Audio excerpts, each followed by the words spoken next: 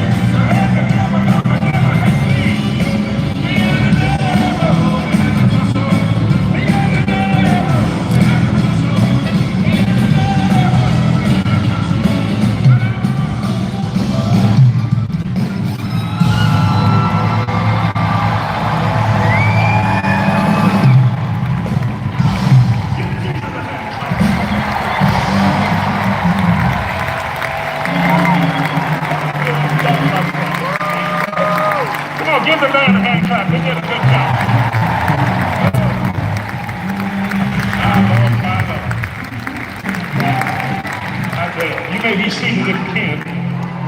Okay, now ushers, let's get that off the record. Boy, I tell you, you blew the goal off that trumpet. I tell you what, get Phil and all his band. They did a hell of a job. Thank you, guys. What a blessing. My fingers are hurting. Praise God. It's always an honor and a pleasure, to come to these meetings. I preach so many meetings. People criticize us so much because we own jets. Let me just give you an idea. By the end of December this year, we will have flown around the planet 6.5 times, preaching this glorious gospel. We're about ready to go to Europe again. And we just came back from Australia and did a tour. We did 80 hours out there, flying over that water, and just preaching the gospel. And it was just, I told Jesus, if you don't come in my lifetime, you're going to miss a great opportunity. I just thought I'd tell you that. And I really believe, how many of y'all believe he's coming? I don't believe it, I know he's coming. Now, I ain't afraid to die. I mean, I've been so close to death so many times in my life. And everybody's got their own personal rapture, but I want to go in the rapture. I don't know about y'all. Some people say, I don't believe in rapture. Well, stay here. Just keep your yourself here. We're going to get out of here. And God's going to do so many wonderful things. I have the honor of receiving tonight's offering. And it's such a wonderful thing. And so many people say all the time, why do you preachers receive offerings? Well, have you ever been to a mall and it says for sale, for sale, for sale? You don't see no sign say for free, for free, for free. Well, that costs a lot of money to do these lights. It costs a lot of money to do all these different things. So I'd like you to go with me to the book of, it's the 1 Corinthians. I believe it's chapter 9, I think it is. You know where I'm going. I believe it's verse 6, 1 Corinthians. Let me get my glasses over here. 1 Corinthians chapter 9. I got a different Bible here, so I'm not used to this one. Oh, here we go. Like President Trump said, go to that first corner. Was it 2 Corinthians chapter 9? I think it is. I'll get there in a minute.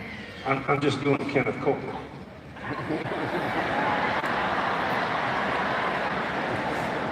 Is he still back there? Oh, okay.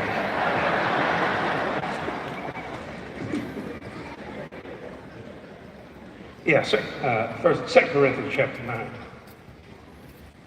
Paul's talking, and he says, but this I say, verse 6. You can put it up there if you like. 2 Corinthians chapter 9, verse 6. But this I say, he was so sparingly, shall reap also sparingly. And he was so bountifully, shall reap bountifully. Now, what part of that you don't understand? What part of that you didn't get? Because that verse don't have no faith in it whatsoever at all. Zero. It has action and reaction. That's it. You're so sparingly, you reap sparingly. You're so bountifully, you reap bountifully. The next verse, verse 7. Every man or every person according as he purposed in his heart. Not in his head, but in his heart.